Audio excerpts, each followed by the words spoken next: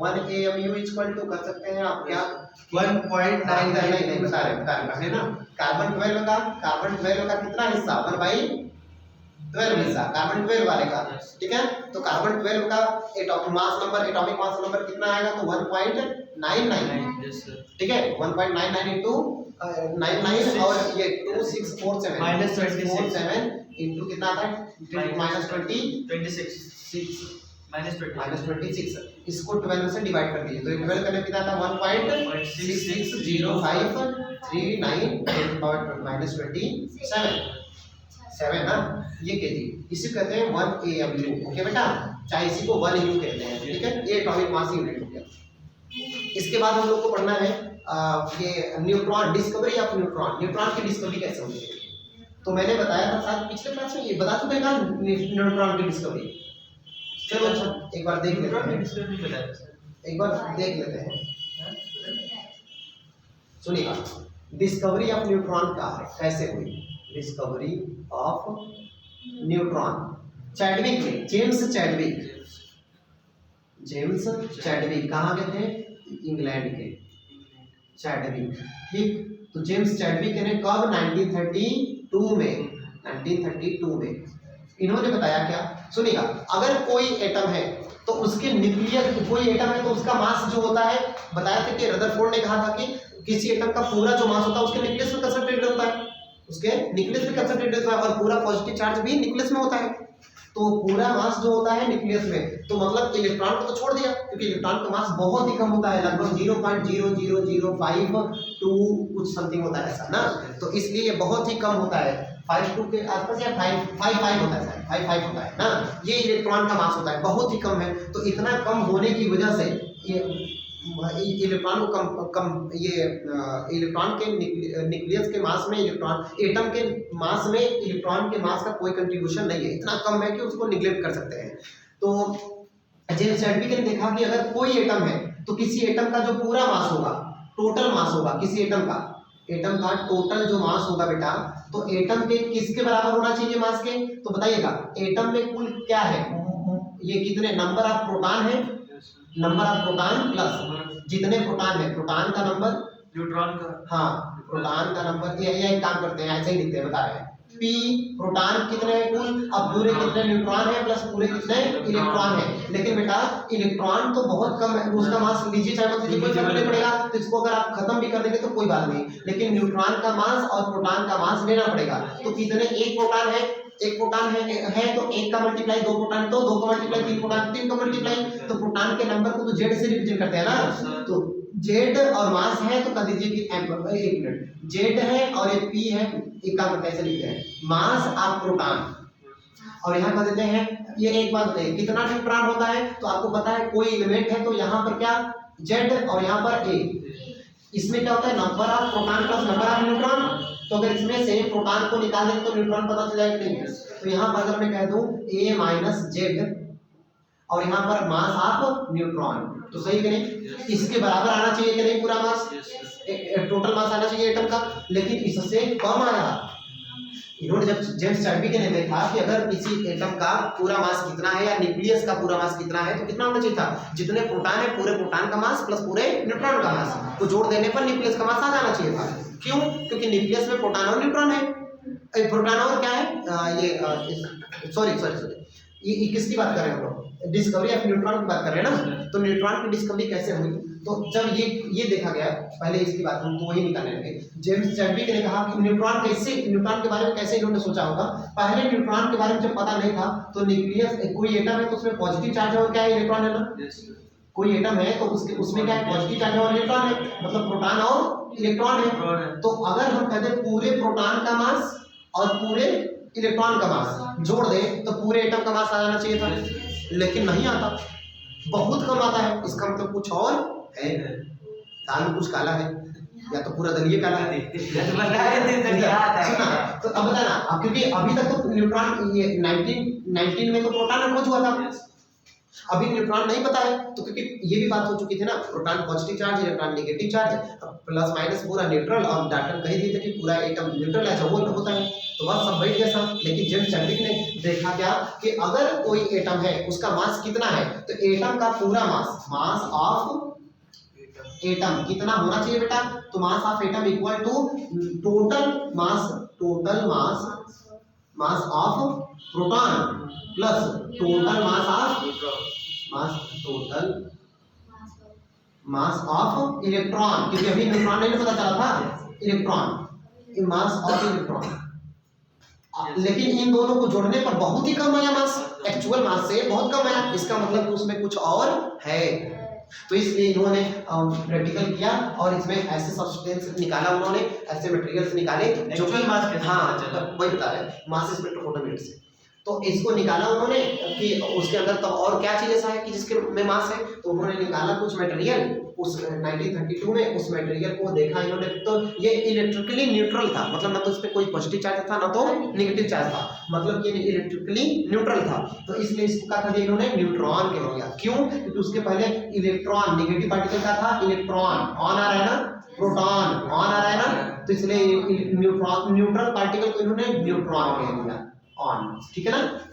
तो अब इसको कर दिया न्यूट्रल पार्टिकल। कहां से आया? क्योंकि इलेक्ट्रॉन प्रोटॉन के मास के बराबर होना चाहिए था एटम का मास, लेकिन प्रैक्टिकली ऐसा नहीं होता, इसलिए इसका मतलब न्यूक्लियस में कुछ और है, कुछ और है। हाँ, तो कुछ हाँ, जो दाल में काला है वही दाला काला क्या था, न्यूट्रॉन था, ठीक है। तो न्यूट्रॉन क्या करता है, न्यूट्रॉन किसी एटम को मास प्रोवाइड करता है, चार्ज तो होता नहीं उसमें, तो ये मास प्रोवाइड करता है, तो ये मास पार्टिकल है न्यूट्रॉन। ओके, इन इसमें डिस्कवरी इस तरह से हुई न्यूट्रॉन की। तो अब देखिए एक बात और, अब हम लोग को पढ़ना है ये मास एनर्जी रिलेशन, आइंस्टीन का मास एनर्जी रिलेशन। सुनना क्या होता है? आइंस्टीन ने कहा कोई भी पार्टिकल अगर है, इस आइंस्टीन के पहले आप लोगों ने डी ब्रोगली का पढ़ा था 1924 में। डी ब्रोगली ने कहा था कि हर एक मटेरियल पार्टिकल अपने साथ वेव एसोसिएट करता है, वेव नेचर रखता है ना। तो जबकि आइंस्टीन ने कहा था, अगर कोई पार्टिकल है तो वो अगर उसका मास खत्म होगा तो वो एनर्जी बन जाता है, या एनर्जी खत्म होता है वो का मास बन जाता है। तो उन्होंने कहा मास को एनर्जी में कन्वर्ट किया जा सकता है और एनर्जी को मास में कन्वर्ट किया जा सकता है। तो आइंस्टीन की special theory of relativity, special theory of, हाँ, according to the Einstein special theory of relativity, Einstein के special theory of relativity, special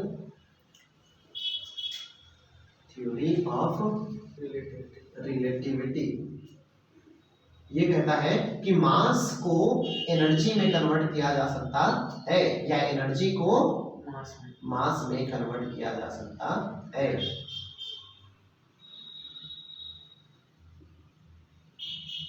with the help of Einstein के किससे, special relativity mass energy relation से, और वो क्या होता है, E इक्वल टू होता है mc²। ये प्रूफ आप लोग को अभी नहीं पढ़ना है, हायर एजुकेशन में आप पढ़ेंगे, ठीक है। तो यहाँ पर डेल E कह सकते हैं, डेल मास ना, ऐसे खाली E इक्वल टू mc², जहाँ पे m क्या है, मास है, और c है स्पीड ऑफ लाइट, E है एनर्जी, तो एनर्जी की इक्विवेलेंस। और आइंस्टीन ने कहा था, आइंस्टीन का स्पेशल थ्योरी ऑफ रिलेटिविटी, जैसे ये अगर मार्कर है, इसको स्पीड ऑफ लाइट से अगर हम ट्रेवल करा दें तो इसका मास 0 हो जाएगा। अगर इसको स्पीड ऑफ लाइट से मूव करा दे तो इसका मास 0 हो जाएगा, आइंस्टीन की स्पेशल थ्योरी ऑफ रिलेटिविटी से। और हाँ, लेंथ आपने कहा ना, लेंथ भी इसकी 0 हो जाएगी, कैसे, आइए देखते हैं। तो स्पेशल थ्योरी ऑफ रिलेटिविटी कहता है कि जब कोई लाइट अगर मूव करता है v वेलोसिटी, कोई पार्टिकल अगर, कोई मटेरियल पार्टिकल, कोई मास अगर मूव करता है लाइट की स्पीड से v वेलोसिटी से अगर मूव करता है तो उसका मास कितना हो जाता है, m0 क्या है, जब वो रेस्ट में था, रुका हुआ था, तब उसका मास है, और अपॉन में 1 माइनस v²/c²। लेकिन अगर यही लाइट की स्पीड से मूव करने लगे तो इसका मास देखिए क्या होगा, तो ये इफेक्टिव मास है, मतलब नया वाला मास, तो क्या हो जाएगा, m0 अपॉन में 1 माइनस, बेटा जब लाइट की स्पीड चलेगा तो ये v का हो जाएगा c, तो c² अपॉन c² 1, तो 1 में से 1 घटाएंगे तो क्या आएगा, 1 में से 1 माइनस करेंगे तो क्या आएगा, इन्फिनिटी ना, 0 आएगा ना, 0 आएगा। तो किसी भी नंबर में अगर 0 को का डिवाइड करते तो क्या आता है, इन्फिनिटी, मतलब उसका इफेक्टिव मास क्या हो जाएगा, इन्फिनिटी। आप कहेंगे सर आपने कहा कि 0 आएगा लेकिन इन्फिनिटी आ गया। सुनिए, मास किसी भी पार्टिकल का इन्फिनिटी होने का मतलब वो नहीं एग्जिस्ट ही नहीं करता, ये इम्पॉसिबल है ना। किसी भी ऑब्जेक्ट का मास इन्फिनिटी कैसे हो सकता है भाई? इन्फिनिटी कैसे हो सकता है? कुछ अमाउंट में ना होगा, चाहे कितना भी बड़ा हो। मास सन है, अर्थ है, मून है, कोई भी है, सबका कुछ न कुछ मास होता है, भले ज्यादा हो, लेकिन इन्फिनिटी मास का कोई मीनिंग है नहीं है, ये मीनिंगलेस है। ये क्या है? मीनिंगलेस है, इसका कोई मतलब ही नहीं हुआ। इसलिए कहा जाता है कि मास का हो जाएगा, उसका जीरो हो जाएगा। और कैसे? अगर कोई ऑब्जेक्ट है बहुत हाईली मूव करता है, जैसे प्लेन है, लाखों किलो की प्लेन होती है, इतना वजन हो जाए और उड़ रही है, कह दीजिए आप भैया भैया धीमे चलाओ, डर लगाता है, चला ही नीचे जा रहा है, सू आगे गया चून, है ना, तब ठीक है ना। तो इसलिए जो है, लेकिन जब अगर वो धीमा चलेगा, ऑटो की तरह धीरे धीरे चला, गिर रहा, अब चले नीचे, काहे? इतना मास है, ग्रेविटी काम करने लगेगा, लेकिन स्पीड में चल रहा है तब तो ग्रेविटी काम नहीं कर रहा है कि नहीं। तो इसलिए जब स्पीड ज्यादा होता है तो मास क्या हो जाता है? कम हो जाता है। आप एक बोझा लेकर के, सर में कोई बोझा लेकर के, तब उसकी लेंथ भी कम हो जाती है। हाँ, लेंथ भी, आइए लेंथ भी दिखाते हैं अभी। मास कोई अगर भारी ऑब्जेक्ट लेकर के सिर पे खड़ा जा रहे हैं आप कहीं, तो जाकर के रख दीजिए, ठीक है, उतने टाइम जितना दूर लेकर गए हैं उतने दूर अगर रुके रहिए ना खड़ा, तो ज्यादा भारी लगेगा। बाल्टी का पानी लेकर के आप चल रहे हैं कहीं, जाकर के रख दिए, उतने टाइम पर लेके खड़ा है, ये देखिए बहुत वजन लगेगा, ठीक है ना। हाँ, तो रेस्ट मास ज्यादा होता है, लेकिन मोशन करते समय का मास कम हो जाता है, इफेक्टिव मास बोलते हैं। ऐसे ही लेंथ भी इनफिनिटी, अगर इसको इतना लेंथ है, अगर इसको मैं स्पीड ऑफ लाइट से भेज दूं तो इसका लेंथ जीरो हो जाएगा। ए बेटा, लेंथ जीरो हो जाएगा। जीरो का मतलब कि है नहीं है, एनर्जी बन गया। और जब ये रुकेगा तो स्पीड कम हो जाएगा, तो फिर ही बढ़ जाएगा। एक बताओ सुनना, ये फैन है, फैन चल रहा है, तो फैन, जैसे ये मेरा हाथ है, हाथ के पीछे जस्ट क्या लिखा नहीं दिख रहा है ना? नहीं सर। तो अब सुनना, अगर मैं इसको तेजी से करूं तो बोलो पूरा दिख रहा है कि नहीं? पूरा। इसका मतलब मेरा हाथ प्रेजेंटर नहीं है, जो कि मेरा हाथ बोर्ड पे ही है। बोलो बैकलेंस, तो वेरी फ्यू सेकंड्स के लिए हर जगह प्रेजेंट है, या कहीं प्रेजेंट है। इसलिए जब स्पीड बढ़ती है तो इसका लेंथ जीरो हो जाता है, ठीक है ना। कब स्पीड ऑफ लाइट रहेगा तब, स्पीड ऑफ लाइट रहेगा तब। तो मास भी तो कह रहे हैं जीरो हो जाएगा, लेकिन स्पीड ऑफ लाइट होना चाहिए ना। स्पीड ऑफ लाइट से मूव कर रहा है, इसको क्या हुआ? हाथ में चल गया। तो फैन रुका हुआ है, कि फैन रुका है तो इसके ठीक ऊपर का सरफेस नहीं दिख रहा है, लेकिन अगर इसको बहुत तेज से चलाए तो हरदम दिखेगा। इसका मतलब प्रेजेंट नहीं है कि नहीं। लेकिन हालांकि प्रेजेंट फिर भी एक स्क्रीनिंग इफेक्ट दिखता है, स्क्रीन की तरह ना, क्योंकि इसकी स्पीड लाइट के इक्विवेलेंट नहीं है। इक्विवेलेंट होगा तो दिखबे नहीं करेगा, लगे कि हाँ जीरो हो गया, खत्म, नहीं दिखेगा, सच का नहीं दिखेगा। आइए अब यहाँ देखते हैं। तो बताइए, ये Einstein special theory of relativity समझ में आया? तो ये मास को स्पीड ऑफ लाइट से अगर ट्रेवल कराएंगे तो क्या बन जाएगा? एनर्जी बन जाएगा। और एनर्जी को भी मास में कन्वर्ट किया जा सकता है, इस सिंपल से। इससे पता है, इसी से जो अभी मैंने कहा कि अभी मैंने आपको बताया कि ये बीटा पार्टिकल कहाँ से आ गया, इलेक्ट्रॉन कहाँ से आ गया उसके अंदर, न्यूक्लियस के अंदर। बीटा पार्टिकल कैसे इमिट होता है किसी रेडियोएक्टिव मटेरियल में? इलेक्ट्रॉन तो होता नहीं है न्यूक्लियस में, फिर कैसे आ गया? तो स्पेशल थ्योरी ऑफ रिलेटिविटी से मास कम हो जाता है कि नहीं? उसका मास कम हो रहा है ना, तो उसके मास कम होने की वजह से एनर्जी में कन्वर्ट हो गया, एनर्जी मास में कन्वर्ट हो गया। तो उससे इसको समझाने में समझ में आता है, बढ़िया चीज। इसीलिए न्यूट्रिनो का कंसेप्ट दिया गया उसके लिए। बीटा पार्टिकल में एक न्यूट्रिनो आता है जिसका मास का होता है जीरो होता है, इसलिए। आइए यहाँ देखते हैं। अब हमें पढ़ना है मास डिफेक्ट ना, मास डिफेक्ट का है। देखिए, अगर कोई एटम है तो एटम के न्यूक्लियाई का मास, एटम के न्यूक्लियस का मास कितना होना चाहिए बेटा? Mass of nuclei. तो एक काम करते हैं, एन एम लिख दूं, न्यूक्लियाई का मास कितना होना चाहिए? Total mass of the proton, proton के मास के बराबर। तो पहले एक बात मान लीजिए मैं कार्बन की बात करूं, कार्बन एटम की। तो कार्बन या ऑक्सीजन ले लीजिए, ऑक्सीजन एटम की। ऑक्सीजन में कितना? 16, लेकिन यहाँ 16 होता नहीं है, थोड़ा कम आता है। कैसे हम लोग लिखते हैं, रुकेगा अभी बताइएगा। तो ऑक्सीजन में कितने प्रोटॉन बेटा? प्रोटॉन कितने? 8। इलेक्ट्रॉन भी 8 होते हैं और न्यूट्रॉन भी 8 होते हैं। तो इलेक्ट्रॉन का मास तो कंट्रीब्यूट करता नहीं है, बहुत ही कम। तो इसलिए यहाँ पर जो मास है वो किसका है? प्रोटॉन और न्यूट्रॉन का। तो आइए प्रोटॉन और न्यूट्रॉन के मास को कंबाइन करते तो कितने प्रोटॉन है? 8 ना। तो पूरा मास कितना होगा? Mass of oxygen atom, mass of oxygen. बताइए क्या लिखूं? तो total 8 into PM mass of proton. एक काम करना है, ऐसे लिखते हैं, MP Madhya Pradesh. Mass of proton, 8 proton है तो 8 का मल्टीप्लाई ना, प्लस कितने न्यूट्रॉन है? 8। तो 8 न्यूट्रॉन है ना, एमपी नागपुर। आइए 8 इंटू प्रोटॉन का मास कितना बेटा, कितना 1.0007277 ना, प्लस एक प्रोटॉन का मास कितना 8 का मल्टीप्लाई 8 प्रोटॉन का मास प्लस 8 इंटू अरे न्यूट्रॉन का मास कितना 1.00866 इनका ये बताइए 8 कॉमन है कहाँ, 8 कॉमन करिए 1.00727 प्लस 1.00866 बेटा ये बताइए ये एक से कुछ ज्यादा एक से कुछ ज्यादा मतलब 2 समथिंग आएगा, तो 2 8 गुना 16 प्लस पॉइंट समथिंग आ रहा है कितना 16 पॉइंट समथिंग आ रहा है, तो बताइएगा इधर 16 पॉइंट समथिंग आ रहा है ना, तो 16 पॉइंट समथिंग आएगा मास ऑफ ऑक्सीजन, लेकिन बेटा होता कितना है 15 पॉइंट समथिंग, ऑक्सीजन का मास कितना होता है 15 पॉइंट समथिंग, मतलब कुछ मास कम है कि नहीं। अगर हम कहते हैं न्यूक्लियस का मास कितना, ऑक्सीजन के न्यूक्लियस का मास कितना होना चाहिए था, तो होना तो चाहिए था 16 पॉइंट समथिंग, लेकिन हम लोग लिखते क्या है 15 पॉइंट समथिंग पॉइंट में या 15 लिखते हैं, तो कुछ कम है कि नहीं, तो गया कहाँ, तो वो जो गया मास कम हुआ उसको कहते हैं मास डिफेक्ट। अरे समझ में आया कहा, उसको कहते हैं मास डिफेक्ट, जो मास में कमी हो गई, बोलिए बेटा उसको कहते हैं मास डिफेक्ट। ठीक, अब सुनना इस मास डिफेक्ट को किससे रिप्रेजेंट करते हैं, डेल्टा एम से, बैठ जाइए, तो डेल्टा एम से रिप्रेजेंट करते हैं मास डिफेक्ट को, किससे दिखाएंगे डेल्टा एम से। ओके बेटा इधर मान में बस 5 मिनट का है, रुक जाइए बैठ जाइए इधर, तो मास डिफेक्ट किससे दिखाएंगे डेल्टा एम से। अब बताइएगा डेल्टा एम हो गया मास डिफेक्ट, अब निकालें किससे, सुना बेटा जो ये मास खर्च हो गया किसमें कन्वर्ट हुआ होगा, एनर्जी में, जो मास कम हो गया वो किसमें कन्वर्ट हो गया, एनर्जी में, क्योंकि आइंस्टीन के स्पेशल थ्योरी से, तो बताइए तो मास डिफेक्ट, तो वो मास एनर्जी बन गया, वो काफी एनर्जी आया, तो सुनना एटम के न्यूक्लियस का मास जितना होना चाहिए था उससे कम आया, प्रोटॉन के मास एटम के न्यूक्लियस में क्या होता है प्रोटॉन और न्यूट्रॉन, तो पूरा मास कितना होगा न्यूक्लियस का, तो पूरे मास प्रोटॉन का मास प्लस पूरे न्यूट्रॉन का मास सम कर दीजिए वही होगा, लेकिन उससे प्रैक्टिकली देखा गया तो कम आया, तो गया कहाँ मास, तो मास कन्वर्ट हो गया एनर्जी में, क्योंकि मास तो खत्म हो नहीं सकता है ना, ये मात्र फेंक दिया गायब हो गया, कहाँ गया रे बाबा कहाँ गए बाबा है कि नहीं, तो खत्म नहीं हो सकता, तो वही कहा कि अगर खत्म हो गया तो कहाँ कन्वर्ट हो गया होगा एनर्जी में, तो एनर्जी गया कहाँ, वो एनर्जी गया न्यूक्लियस के अंदर जो प्रोटॉन है, प्रोटॉन और न्यूट्रॉन है, इसको एक दूसरे से बाइंड करने में, एक दूसरे के पास बांधे रखने में चला गया, इसलिए इसको कहते हैं बाइंडिंग एनर्जी, बाइंडिंग एनर्जी। तो मास डिफेक्ट बेटा delta E is equal to जितना मास डिफेक्ट डेल्टा एम हुआ है सी स्क्वायर, ये हो जाएगा ईबी बाइंडिंग एनर्जी, सुना कि नहीं।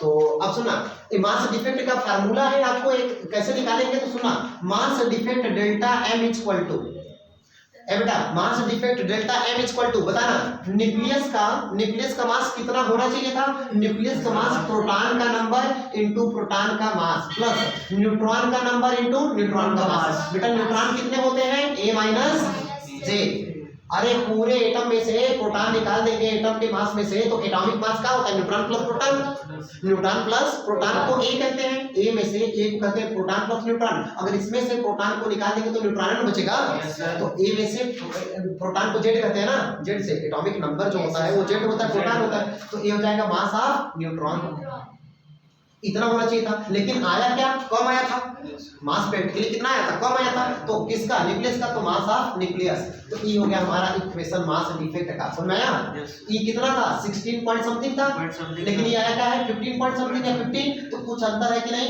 अरे वही ना मास डिफेक्ट होगा, मास डिफेक्ट का इक्वेशन हो गया, सुना कि नहीं आया।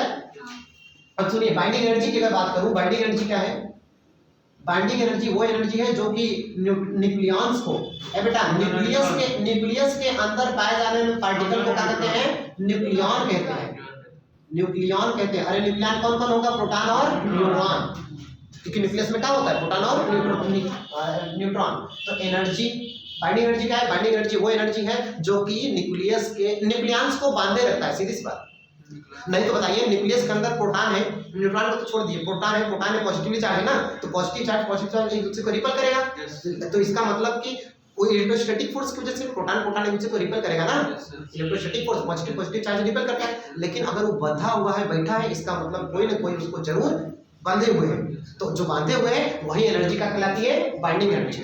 कहाँ से आई, जो मास डिफेक्ट हुआ है उसी की वजह से, समझा कि नहीं। एक बात और सुनना, अगर बाइंडिंग एनर्जी को हम किससे दिखाते हैं बेटा, ईबी से, ठीक है। अब बाइंडिंग एनर्जी पर न्यूक्लियन किसको दिखाते हैं, तो binding energy per nucleon, binding energy nucleon per nucleon कैसे दिखाते हैं, Bn से। तो बाइंडिंग एनर्जी अपॉन में number of atomic number, atomic number मतलब जितना ज्यादा किसी न्यूक्लियस में जितना ज्यादा प्रोटॉन और जितना ज्यादा न्यूट्रॉन होगा उसको बांधे रखने के लिए उतनी ज्यादा एनर्जी चाहिए कि नहीं। तो बताओ अगर एटम अगर उसके अंदर ज्यादा एटॉमिक नंबर है, न्यूक्लियस प्रोटॉन ज्यादा है, तो उसकी बाइंडिंग एनर्जी पर न्यूक्लियन कम होगी, इनवर्सली प्रोपोर्शनल। क्यों, अगर एक सेब है हमें 3 लोग को बांटना है, ठीक, एक ही सेब में 10 लोग को बांटे तो कम ना मिलेगा। तो ये इसको कहते हैं बाइंडिंग एनर्जी पर न्यूक्लियन। तो इसलिए बाइंडिंग एनर्जी हायर एटम के लिए, हायर एटम के लिए देखा गया तो बाइंडिंग एनर्जी पहले बढ़ती है फिर बाद में घटने लगती है। कैसे, आइए बाइंडिंग एनर्जी कर्व देख लेते हैं, छोड़ देते हैं आपको ना। तो आइए यहाँ देखिए, तो पहले बस 1-2 मिनट बेटा, बस 2 मिनट। अगर बाइंडिंग एनर्जी, अगर यहाँ पर एटॉमिक नंबर है बेटा, एटॉमिक नंबर ये है binding energy Eb per nucleon ना। अब बताना पहले अगर जो लोअर जैसे हाइड्रोजन हो गया, हीलियम हो गया, लिथियम, ये सब जो छोटे छोटे एटम्स हैं उसके लिए बाइंडिंग एनर्जी, एटॉमिक नंबर कम तो बाइंडिंग एनर्जी कम, एटॉमिक नंबर ज्यादा बाइंडिंग एनर्जी ज्यादा। तो जैसे जैसे एटॉमिक नंबर बढ़ता है वैसे वैसे बाइंडिंग एनर्जी बढ़ती है। लेकिन हाँ फिर उसके बाद लगभग यहाँ मान लीजिए कि क्या है 25 है, यहाँ मान लीजिए 50 है, यहाँ मान लीजिए कितना 75, बस 2 मिनट यहाँ पर 125, 125, 100, 150 और 175 ना, आगे से छोड़िए। तो सुना ये देखा गया कि लगभग 30 के आसपास आकर के फिर ये बाइंडिंग एनर्जी लगभग कांस्टेंट हो जाती है, फिर डिक्रीज लगभग कांस्टेंट हो जाती है। 30 से कहां तक, लगभग 170 तक के, 170 एटॉमिक नंबर वाले एलिमेंट के लिए लगभग बाइंडिंग एनर्जी क्या होती है, कांस्टेंट होती है। बाइंडिंग एनर्जी कर्व कांस्टेंट होती है, सबके लिए बाइंडिंग एनर्जी लगभग सेम होता है। लेकिन कहां से कहां तक के लिए, लगभग 30 से 170 एटॉमिक नंबर वाले जेड वाले एटॉमिक मास, एटॉमिक नंबर वाले जेड वाले एलिमेंट के लिए लगभग बाइंडिंग एनर्जी, ये binding energy per nucleon constant थी, लेकिन और ज्यादा बढ़ाने पर ये धीरे धीरे घटने लगती है बाइंडिंग एनर्जी। क्यों, सुन लीजिए, बस रीजन छोड़ देते हैं। क्योंकि जब न्यूक्लियस, जब एटॉमिक नंबर बढ़ रहा है तो उसकी साइज बढ़ रही है, जब साइज बढ़ेगा तो उसके अंदर जो न्यूक्लियंस हैं वो ज्यादा होंगे, तो वो ज्यादा होंगे तो जब उसकी साइज बहुत ज्यादा होगी, इसमें बहुत ज्यादा प्रोटॉन और न्यूट्रॉन है बेटा, तो वो तो 10⁻⁻15 मीटर के रेंज में होंगे तभी न्यूक्लियर फोर्स काम करेगा। अदरवाइज इसके दूर दूर होंगे तो उनके बीच में रिपल्सन हो लगेगा, वो अनस्टेबल होगा, है ना। तो जिसकी बाइंडिंग एनर्जी अगर अनस्टेबल है तो उसको कम बांधे हुए है ना, वो कौन न्यूक्लियर फोर्स कम बांधे हुए है ना, तो रिपल्सन हो रहा है, इसलिए उसकी बाइंडिंग एनर्जी क्या होने लगती है, फिर धीरे धीरे घटने लगती है। ठीक है, चलिए चलिए।